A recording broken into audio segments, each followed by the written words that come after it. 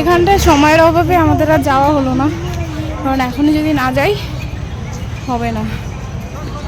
আমাদের তো সমস্ত ট্রেন ক্যান্সেল হয়ে গেছে, ট্রেন আমাদের সব ক্যান্সেল। তো সেই কারণে অযোধ্যা লাইনের বেনারস থেকে আর লখনৌ পর্যন্ত মাঝখানে পুরো ট্রেন সব ক্যান্সেল। সেই কারণে আমাদেরকে বাসে করে যেতে হবে এবং টাইমটা অনেক লেগে যাচ্ছে। তো সেই কারণে আমাদের তাড়াতাড়ি বেরোতে হবে। শরীরটা খুব একটা ভালো না থাকার জন্য তোমাদের সাথে আমি পরপর ভিডিওগুলো শেয়ার করতে পারিনি।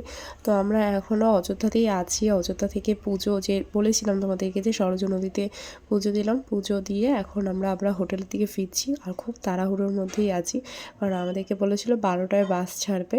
তো বাঙালির টাইম তো জানোই, একটু আগে থেকে না বললে হয় না।